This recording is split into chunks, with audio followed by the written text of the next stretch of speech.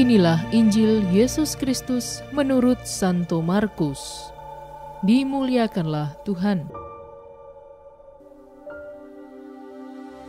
Inilah permulaan Injil tentang Yesus Kristus, Anak Allah. Seperti ada tertulis dalam kitab Nabi Yesaya, "Lihatlah, aku menyuruh utusanku mendahului engkau. Ia akan mempersiapkan jalan bagimu."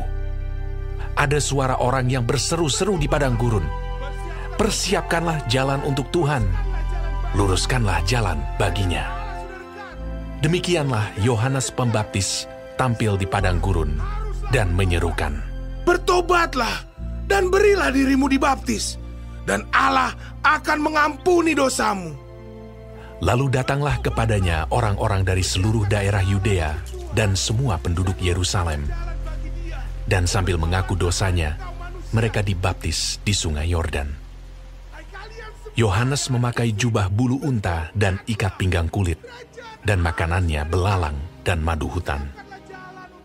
Inilah yang diberitakannya, "Sesudah aku, akan datang Ia yang lebih berkuasa daripadaku. Membungkuk dan membuka tali kasutnya pun aku tidak layak. Aku membaptis kamu dengan air, tetapi Ia akan membaptis kamu dengan Roh Kudus."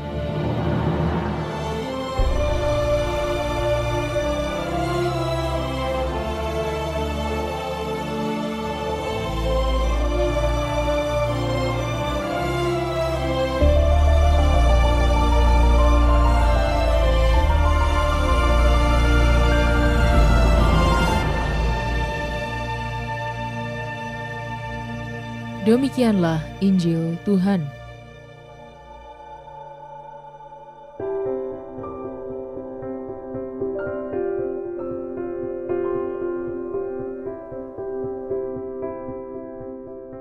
Bertobat mundur untuk maju. Renungan oleh Romo Hendrikus Dasrimin Okar. Sahabat Cafe Rohani, bacaan-bacaan kitab suci selama masa Advent secara khusus pada Injil hari ini menampilkan sebuah isu sentral tentang pertobatan. Penginjil menerangkan arti nubuat Nabi Yesaya mengenai suara di padang gurun yang diterapkan kepada Yohanes Pembaptis. Yohanes mengajak umat untuk bertobat karena kerajaan Allah sudah dekat dan akan tiba langit dan bumi yang baru. Sebagai tanda pertobatan dan pengampunan, Yohanes membaptis mereka di sungai Yordan. Namun Yohanes dengan tegas menyampaikan kepada mereka bahwa dia hanyalah seorang yang membaptis dengan air. Pembaptisannya hanyalah merupakan tanda pertobatan dan pengampunan dosa. Sedangkan pembaptisan yang akan diberikan oleh Dia yang akan datang itu adalah pembaptisan dengan Roh Kudus. Saat ini Yohanes Pembaptis tidak lagi hadir dalam sosok asli untuk menyerukan pertobatan. Tapi sejatinya, seruan pertobatan itu senantiasa bergema sepanjang waktu. Masa Advent adalah salah satu kesempatan berahmat bagi kita untuk mengasah kepekaan hidup kita sebagai orang Kristen dalam berkomitmen yang benar. Barangkali kita akan menemukan bahwa hidup kita berjalan tanpa satu ideal yang jelas. Mungkin saja dalam hidup berkeluarga atau berkomunitas, masih ada jurang kelemahan yang perlu ditata kembali. Bisa jadi dalam hidup berbangsa dan bernegara, kita masih sering luluh dalam solidaritas persaudaraan, berkemanusiaan dan keadilan. Masih banyak jurang dan lembah dalam hidup yang perlu kita bereskan. Kita butuh rekonsiliasi. Kita perlu kembali pada jalan hidup yang benar. Mari, dengan hati nurani yang jernih, menata kembali hidup pribadi kita masing-masing.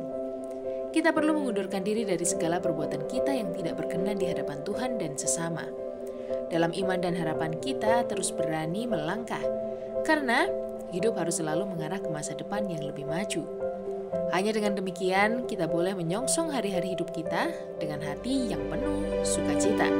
Selamat menikmati menu hari ini.